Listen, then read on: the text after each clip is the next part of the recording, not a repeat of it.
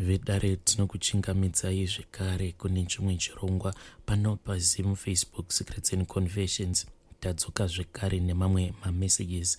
Rekei tibva tapinda mumamessages edu atadzoka takakubatirai. Message yedu yekutanga yakamira sekudai so.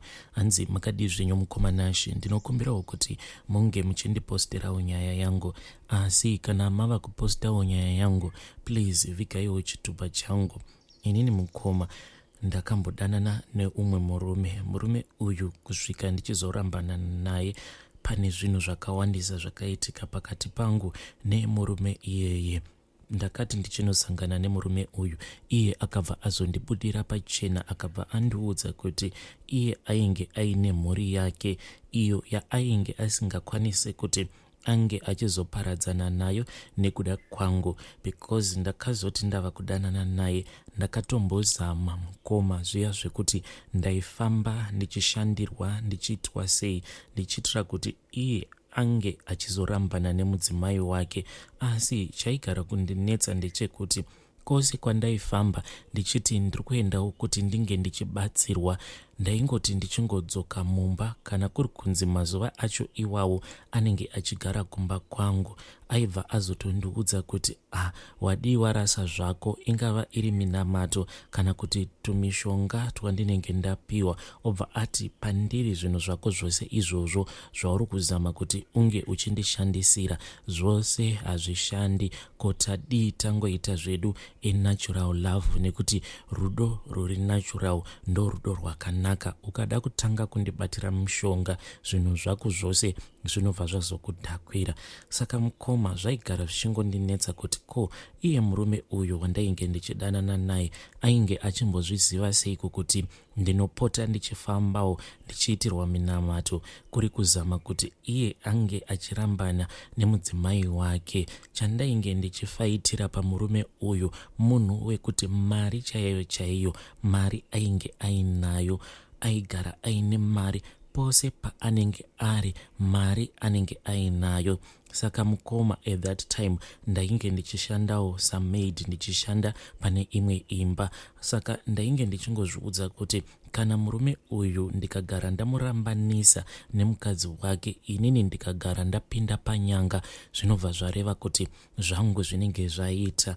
Kunyange zvake murume uyu aiva munhu aiva nemari dzake, but zvaigara zvichindinetsa kuti baba ava wai vakaomera kudai so, because aikwanisa kutoti akauya kumba kwangu akaona kuti mumba munenge musitomborina kana mafuta ekubikisa, aitoshinga kuti ndibikire ndinodya zvangu izvozvo zvaunenge wabika.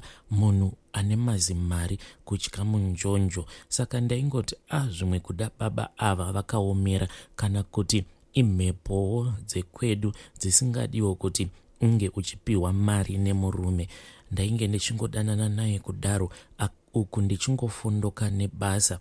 Then mukunodanana naye pane zvimwe zvinhu zvandaitopota ndichitoroteswa, but zvinhu izvi zvandairoteswa ndaingozviignore ndichingoti zvinhu zvisina kana basa. Ndaiwanzokurota ndakarara nemurume uyu wandainge ndichidanana naye, but taizoti takarara kudaro, pandinenge ndava kumupuruzira ndobva ndanzwa kuti murume uyu ndichimupuruzira kudaro anenge ava kutonhora kuita chando. Ndiri kuhope kudaro ndaibva ndazopepuka. Pandinopepuka ndaibva ndatoona kuti pasaidi pangu panenge pasina kurara munhu as such, asi panenge pakarara imwe nyoka iri shato. Nyoka iyi inenge yakangoita zvekungozvambarara iri pambedha semarariro aya anoita munhu, inenge yakangozvambarara kudaro isina kuzvimoneredza.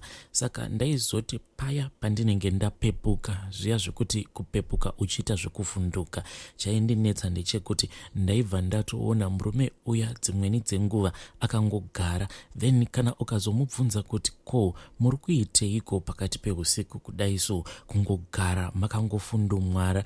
Ende nguva zhinji murume uyu aiwanzo kuti paya patinenge tava kunorara aifaitira kuti tinge tichidzima light. Ndo wainge uri mutemo wake. Kunyangwe bonde chairo, bonde naye raiitwa masikati, raingoitwa usiku muri murima, zvekuti nanhasi uno mukoma ndinogara ndichingozvibvunza kuti baba ava zviko chaizvo chaizvo zvavainge vachimboisa mandiri, because nanhasi uno marwadzo mamwe andinombonzwa nguva yekuti kana ndava kuenda kumaperiods, marwadzo acho mukoma ndinotomboita sekunge munhu ava kudambuka pfungwa nekuda kwepain. Saka baba ava ndaiwanzokuti kana ndikapepuka zviya ndikaona munhu akangogara akazendamira headboard murima kudaro, ivo vaibva vangoti vanhu vane mari dzavo havakwanise kurara sezvamunoita imimi. Aibva ati izvezvi ndigere newe kudai so ndiri kufunga kuti zvino rori rangu riri pakati pakati richasvika here, ko kugaraji kwangu uko handiwani here zvinhu zvangu zvabiwa, ko shopu yangu yakati zvinhu zviri kunyatsokufamba zvakanaka here ikoko. Iniwo ndaingoti zviya zvandinongoudzwa kuti mabusinessmen havarare, zvimwe kuda ndo zvacho izvi zvavanenge vachirevera.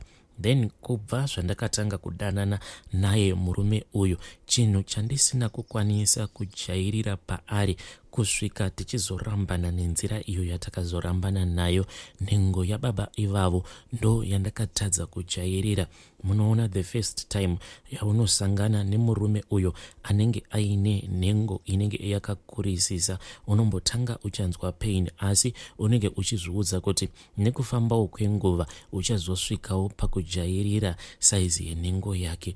But saizi yenhengo yababa ivavo mukomanashe ndakasvika pakuzorambana navo, but each and every time ndaiti ndichinosangana navo ndaitonzwa kuti kunhengo kwangu uku kunenge kuchiita kutsemukira, ende not zvekutofungidzira.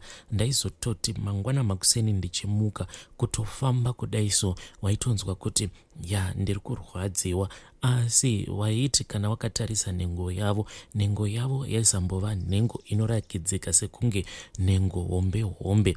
Nguva iya yekuti munenge mava kutanga kuita bonde, waitoti paya kana vazoisa nhengo yavo mukati menhengo yako, ndopawaitanga kunzwa zinhu racho richiita kukura sekunge rinenge richipombewa mweya, zviya zviri very abnormal. Bonde racho mukoma raisatombonakidza zvachose, because zinhengo racho raiita sekunge rinenge richingopombewa mweya, kusvika ivo pavanenge vava kunzwa kuti now ndo stage yandiri kuda kuti ringe richikura kusvika, and the pain was just too much. Ende mukoma waiti uchiita bonde navo, kumberi mberi kwenhengo yavo vaiita sekunge munhu anenge akabayirira tsono. Bonde racho mukoma raisajairika zvachose, wainzwa kunge uri kubayiwa kuchibereko. Then mukoma zvadaro zvinhu zvakazoitika ndezvekuti mukunofamba kwangu ikoko kwose kwandainge ndichiita, ndakabva ndazosangana neumwe mukadzi uyo wandakazotanga kuwirirana naye. Kusangana kwandakaita naye mukadzi uyu, pane pandakangobuda mumba, but pandakabuda mumba madomasi acho ainge atorimo mumba, but ndikabva ndangonzwa ndichingoda kungobuda mumba kuti ndimbosvika kumashops. Ndakati ndasvika kumashops kuya, pamusika wacho wandakanonanga madzimai ivavo ndo pavainge vakamirawo. Ndakati ndapedza kutenga zvose izvo zvandainge ndichitenga pamusikawo iwoyo wavainge vachitengawo zvavo zvavainge vachitenga, ndava kufamba ndo pandakabva ndaona mukadzi uya ava kutangawo kufambisa. Then akabva azondimisa akati, madzimai, pane zvandiri kuda kuti ndinge ndichikuzivisai, nekuti ndati ndakamira pasaidi nemi pane zvimwe zvinhu zvandaona pamuri. Inini ndakangozviudza ndikangoti vanhu vaya vatanga.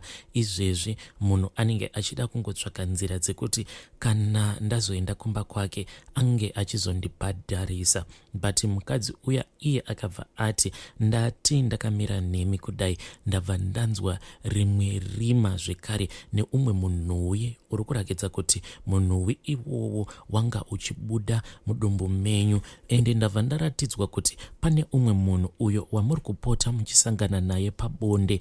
Zvose izvi mukoma handina kana kugara ndambozvinzwisisa.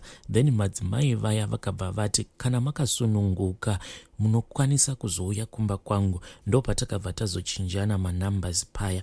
Then ndakazoti nerimwe zuva ndikabva ndazongoenda zvangu kumba kwamadzimai vaya. Ndichinosvika kuya ivo vainge vandiudza kuti kana muchiuya kuno zamai kuti muuye kuno musina chamunenge madya, ende zamai kuti munge muchiuya makuseniseni nekuti pane munamato uyo wandiri kuda kuti ndinge ndichizokugadzirirai unokwanisa kuti unge uchizosuka mudumbu menyu. Ndikabva ndati zvakanakai. Ndakabva ndabuda mumba kuma 7 by 8 ndainge ndatosvika pamba pamadzimai vaya.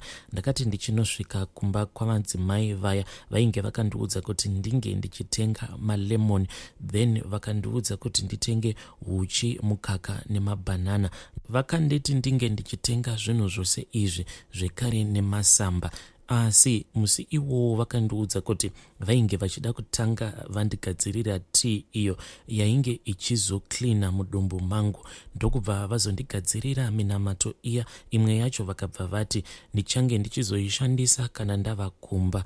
Then mukoma ndakati ndanwa zvose zviya zvandainge ndagadzirirwa namadzimai ivavo. Ndakati ndati garei hapana kana chandakambonzwa, because ivo matauriro avo vakabva vandiudza kuti kana ukangogara wanwa munamato uyu wandakakugadzirira uri kufanira kuti unge uchitotanga kutochaya kutomhanya kuenda kutoilet. But mukoma takagara kuda kwe30 minutes mudumbu mangu mainge muchingorira chete. Madzimai vaya vakabva vati no man, uyu munamato wandanga ndichida kuti unge uchizoenda kunoushandisa kana wazodzokera kumba kwako wava kutoushandisa izvezvi. Mukoma ndakagadzirirwa munamato uya. Ndakati ndapedza kudya, ndakati ndapedza kunwa rimwe rainge rakaita kunge porridge racho ravainge vandigadzirira nemalemon, ndakanzwa ndichitanga kubvunda kupindwa nechando chaicho. Then ndo pandakabva ndazotanga kuchaya. Mukoma chakandinetsa ndechekuti ndakaenda ndikanochaya ropa. Mukoma ndaita zvekuchaya ropa rimwe racho raita kubuda rakaita magadhi kunyange zvaro ropa iri rainge rakasangana netsvina. But mukoma zvakandinetsa kuti ko ropa rimwe racho rainge richibva pai, because ropa iri zvarainge rakaita rainge risisiri red ende rairakidza kuti iropa rainge ragarisa mungava muri mudumbu kana kuti pai kwenguva yakareba, because raibuda rakaita tumagadhi tweblack. So then mukoma ndakangoti ndichingonopedza kuchaya tsvina iya yainge yakazangana neropa, ndo pandakatanga kunzwa kuti mudumbu mangu umo maigara muchimboita kakufufutira, so makabva maita sekunge mainge matopindwa nekamhepo. Ndakazombogara namadzimai vaya tichingokurukura zvedu. Ndo pavakabva vazondiudza kuti pane zvimwe zvinhu zvekare zvandiri kuoneswa, but inini kuti ndinge ndichingokuudzai kuti zvakamira zvakadai so handikwanise. Asi chandinongokwanisa kuita ndechekuti ndiri kuda kukupai munamato wekuti munge muchizovhurwa maziso, kuitira kuti zvinhu zvacho izvo zvamuchange muchizosangana, kuitira kuti zvinhu zvacho zvamuchazosangana nazvo munge muchizozvibhilivha. Nekuti kana inini ndikakuudzai munokwanisa kuti maybe ndava kuda kukudyai, munokwanisa kufungidzira kuti maybe ndava kuda kukubirai mari yenyu, asi ndiri kuda kuti munge muchiona nemaziso enyu. Mukoma ndakabva ndazoitirwa munamato. Ndakabva ndanzi munhu uyo wacho wandainge ndichidanana naye, murume uya, kana achiti ari kuuya kumba kwangu ndinofanira kuti ndinge ndichizokusha munamato iwoyo padhoo rangu. Zvekare musi wacho waanenge auya ndaifanira kuti ndinge ndichizoisa dzimwe nhombo idzo dzavainge vakandipa semunamato wangu. Nhombo idzi ndainge ndakanzi dzinogara muhandbag rangu. Then baba ava vandainge ndichidanana navo musi wacho wavanenge vachinzi vari kuuya kumba kwangu ndaifanira kuti ndinge ndichizoburitsa nhombo idzodzo ndobva ndazorara ndakadzitsamira kutoisa mupilo chaimo. Then mukoma ndakabva ndazotaura nemurume uya apa ndainge ndichitoita zvekutotesta zvangu. Then ndikabva ndamuti ndakusuwai, ndiri kukumbirawo kuti munge muchisvika kumba nhasi uno. Vakabva vambotsika-tsika, but ndakaramba ndichingovanyengera. Vakabva vati it is fine, ndichauya ikoko. But pandinouya ikoko handikwanisi kuzorara ikoko, ndinongopfuura ndichikuona ndobva ndazodzokera kumba kuvana, because pane kwavainge vachiti vana ava vaifanira kuti vange vachizoenda, saka vaida kuti vange vachizovapa mari. Ndikabva ndati it is fine, nguva dzavo dzekuti vange vachiuya dzava kunosvika. Then ndakabva ndazokusha mvura yamukoma. Asi chakandinetsa ndechekuti musi iwowo baba ava havana kana kuzombogara vapinda mumba. Ndikabva ndati ko hamupindi mumba nhaye, ko nhasi zvamboita sei kundiridzira huta muri kunze kwegedhi kudaro? Vakabva vati ndiri kumhanya, uya utore zvinhu zvako izvi zvandakutengera. Vainge vatenga tumagroceries, ndokubva ndadzokera zvangu mumba. Then vakazoti vauya nerimwe zuva, ndo pandakabva ndazotora nhombo dzangu dziya ndikabva ndazoisa mupilo yandinotsamira, ndokubva tarara zvedu. Asi musi iwowo mukoma chinhu chakatinetsa tose. Ivowo baba vaya vakati nguva iya yavainge vava kuda kunoita bonde neni, sikarudzi yavo mukoma yakabva yaramba kushanda zvamuchose. Ende baba ava handizivi kuti ivo vane mushonga uya unonzi wechivhuno here kana kuti, because dzimwe nguva baba ava vaiti kana vakauya kumba kwangu sometimes vaikwanisa kutoita bonde neni ende dzimwe nguva baba ava vaiti kana vauya kumba kwangu vaikwanisa kutoita bonde neni ndakafa nehope. Mukoma ndaizototi paya kana makuseni pandinenge ndazopepuka ndobva ndatoona kuti ko munhu uyu ari kurakidza kuti iye achangobva mukuita bonde neni. Ko chiko chinombonyatsokuitika pana baba ava? Mukoma munhu aikwanisa kuita bonde neni zvekuma 30 minutes, because ndaizovabvunza kuti matanga kuita bonde neni nguvai. Iye aikwanisa kuzokuti ndazongoshaya hope kuma 4 ndikabva ndazongokwira pamusoro pako ndikatotanga kuita bonde newe. Ende zvose izvi mukoma zvaiitika ndakafa nehope, kutadza kana kupepuka. But dzimwe nguva ndaizomutswa nemarwadzo zviya zvekuti ndinenge ndichinzwa kubayiwa kuchibereko changu. Musi uyu takati tarara zvedu mukoma, ndo pandakazongokaruka ndangoita zvekungovhunduka ndokubva ndamuka. Pandakapepuka ndakabva ndaona kuti pamubhedha painge pasina munhu. Vakamira pamberi peglazi rewardrobe yangu vari musvo kudaro, vari busy vachiita chimhandara maoko. Vaiita chimhandara maoko baba ava vakazvitarisa muglazi. Pandakaona baba ava vari busy vachiita chimhandara maoko, ndakabva ndangoti regedzai ndikuda kuona kuti ko munhu uyu ari kuita chimhandara maoko akazvitarisa paglazi chii chaari kumbozama kuti ange achiita. Zvose izvi mukoma vainge vachizviita murima, but mumba mainge muchipinda kamwe kachiedza zvekuti ndaitokwanisa kutoona kuti munhu uyo ari kuitei. Vakati vapedza kurasa mbeu yavo, mbeu iyi vakairasira vakaita zvekunanganidza paglazi riya repawardrobe. Vapedza kudaro vakabva vacheuka vachida kuona kuti ndainge ndakamuka here kana kuti ndainge ndichiri ndakarara. Then vakabva vazoenda apo pandainge ndakahenga hembe dzavo idzo dzavainge vakauya vakapfeka musi iwowo. Ndokubva vazotora kamwe kajira ako kainge kari muhomwe yetrousers ravo, vakabva vadzokera pamira paya, vakabva vapukuta urume hwose uhwo hwavainge varasira pamira repawardrobe yangu. Vapedza kudaro ndokubva vazopukuta zvekare humwe urume hwainge hwatsatikira everywhere. Then ndikabva ndazoona munhu ava kupukuta sikarudzi yake achifamba achidzokera kuya kwandainge ndakahenga hembe dzavo idzo dzavainge vauya vakapfeka. Ndokubva vazopeta kajira kaya, ndokubva vazodzokera mumachira. Zvinhu izvi mukoma zvandakaona musi iwowo zvakandivhundutsa zvekuti kunyangwe simba rekuti ndinge ndichizovabvunza baba ava kuti ko zvose izvi zvamanga muchiita manga muchizviitirei. Mukoma from there on ndakangoti ndichingounganidza twumari twangu pose apa baba ava ndainge ndichingopretenda sekunge ndichiri kungovada. Ndaunganidza tumari twangu ndikabva ndamboti regai ndimbodzokera kumusha kuvana vangu, zvimwe kuda munhu uyu ari kutoromba neni.